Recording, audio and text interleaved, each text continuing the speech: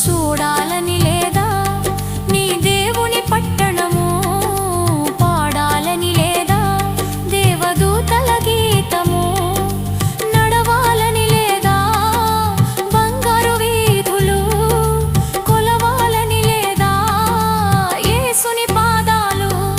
ఏ కన్నులు చూడనిది, ఏ భాషకు అందనిది, వివరించగలేనిది ఆ దేవుని రాజ్యము.